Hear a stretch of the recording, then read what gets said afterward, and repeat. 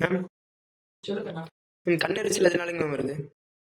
கண் எரிச்சல் நம்ம அதிகமா செல்போன் பாக்குறதுனால வரும், லேப்டாப் பாக்குறதுனால வரும், நிறைய நேரம் படிக்கிறதுனால கூட வரும். அப்புறம் இப்ப கிளைமேட் இருக்கு இல்லையா? இப்ப நல்ல சன்னி, நல்ல வெயில் வர ஆரம்பிச்சிருச்சு இல்லையா? அதனாலே நம்மளுக்கு கண் எரிச்சல் வரும். சோ இந்த கண் எரிச்சல் வந்து இப்படிதான். இந்த காரணத்தினால தான் நம்ம கரெக்டா சொல்ல முடியாது. ஒவ்வொருத்தருக்கும் ஒவ்வொரு காரணத்தால வரும். ஒவ்வொருத்தருக்கு அதிக நேரம் உட்கார்ந்துட்டே இருந்து உடம்பு சூடாயிட்டா கண் எரிச்சல் வரும். தலைக்கு நீங்கலாம் எண்ணெயே வைக்கிறது இல்லையா கண்ணா? அதனாலயும் கண் எரிச்சல். உடம்பு உஷ்ணமாயிடுது இல்லையா? அதனாலயும் கண் எரிச்சல் வரும். ஓகேவா? மேம் அதுக்கு ஏதாவது சொல்யூஷன் இருக்குமா மேம்? கண் எரிச்சல் கண்டிப்பா சொல்யூஷன் இல்லாம இருக்குமா? எல்லாத்துக்குமே சொல்யூஷன் இருக்கு.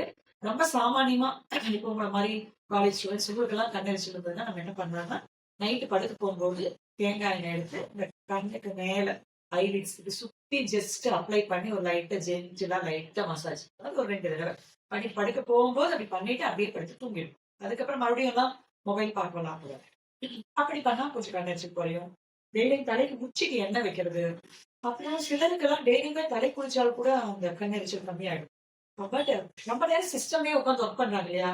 ஐடி பீப்பிள் அப்புறம் நிறைய விதமான வேலைகள் இப்ப வந்து சிஸ்டம் ஓரியன்டா இருக்கு. அவங்களுக்கெல்லாம் வந்து சொல்யூஷன் பார்த்தோம்னா, கண்டிப்பா இந்த தேங்காய் எண்ணெய் அப்ளை பண்றது ரொம்ப நல்லதா தான் இருக்கும். அது இல்லாம அவங்க இன்டர்னலியும் குளிர்ச்சியா எடுத்துக்கணும். திரிபலா சூர்ணம்னு இருக்கும். அந்த திரிபலா சூர்ணம் போட்டு கஷாயம் பண்ணி, அத நல்லா ஆற வச்சுட்டு, அது போட்டு கண்ண வாஷ் பண்றது. பிளெயின் வாட்டர்ல வாஷ் பண்றது.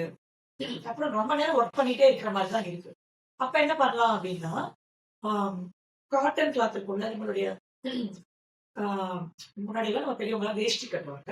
இல்லன்னா இப்ப காட்டன் டவல் கர்ச்சீஃப் மாரி எடுத்துட்டு, நல்லா ஒயிட் கலர்ல இருந்ததுன்னா, அதை நெனச்சிட்டு, லைட்டா வெட்டா இருக்கும்போது கண்ண மூடிட்டு இப்படி போட்டு விடணும்.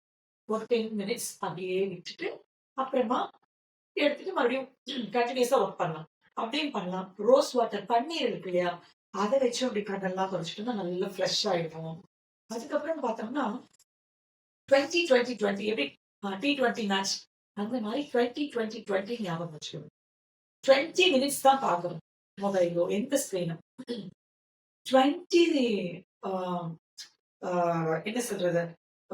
இது இன்ச்சஸ் அந்த ஆ கேப் வச்சுக்கணும். அதாவது லேப்டாப்போ, மொபைலோ நம்மளுக்கும் அதுக்கும் அந்த 20 இன்ச்சஸ் இடைவெளி இருக்கும். அந்த மாரி நம்மள ஃபிக்ஸ் பண்ணிக்கிட்டு 20 செகண்ட்ஸ் நம்ம ரிலாக்ஸ் பண்ணிட்டு அப்புறம் மறுபடியும் போலாம். அந்த மாரி கொஞ்சம் கண்ணுக்கு ரெஸ்ட் குடுத்து இருக்கும்போது கொஞ்சம் கண் எரிச்சல் கம்மியாகும். நல்லா சாப்பிடுறது முக்கியம். குளிர்ச்சியா சாப்பிடுறதும் ரொம்ப முக்கியம். கண்ணுக்கு குளிர்ச்சியா எடுத்துக்கிறதுக்கு வெளிய எக்ஸ்டர்னலி நம்ம பார்லர்லாம் வெள்ளரிக்காய் வைப்பாங்க. பார்ப்போம் இல்லையா? விளம்பரங்கள், போஸ்டர்ஸ் எல்லாம்.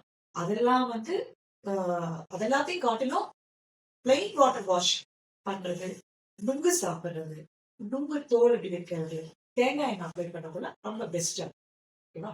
ஆ இன்னொரு விஷயம் என்ன அப்படின்னாக்கா, நிதான பரிவர்ஜனை சிகித்சான்னு சொல்லுவாங்க.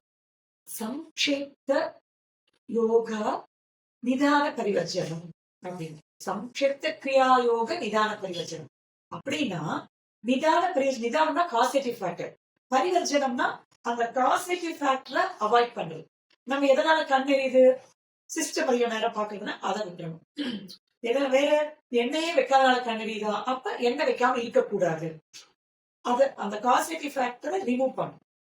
பட் அதுவே வாதாதீனா பிரதிகாரா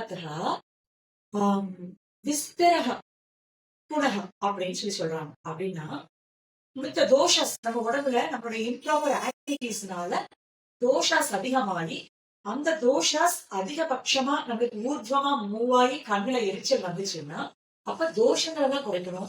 விஸ்தரக சிகிச்சைனா ஸ்டெப் பை ஸ்டெப்பா டீப்பா ரூட் காசை கண்டுபிடிச்சு அதுல இருந்து ஒவ்வொரு ஸ்டெப் பை ஸ்டெப்பா நம்ம கிளியர் பண்ணிட்டு தோஷங்களை ரிமூவ் பண்ணும்போது தோஷங்களை எல்லாம் சமணம் பண்ணும்போது நம்ம உடம்பு ஆரோக்கியமாயிடும். சோ எல்லாமே அவசியம். நம்ம உடம்புல தோஷாஸ் அதிகமாகாம அதாவது இம்ப்ராப்பர் ஸ்லீப் இருக்கக்கூடாது, இம்ப்ராப்பரா நம்ம கண்ணுக்கு வேலை கொடுக்க கூடாது, நல்லா தூங்கணும், நல்லா கண்ணுக்கு ரெஸ்ட் கொடுக்கணும். அந்த மாதிரிலாம் பண்ணிட்டு நம்ம கண்ணையும் பார்த்துக்கணும். அப்படி இல்லாம தான் வருதுன்னா அந்த காசேட்டிவ் ஃபேக்டரை ரிமூவ் பண்ணணும். ஓகேவா?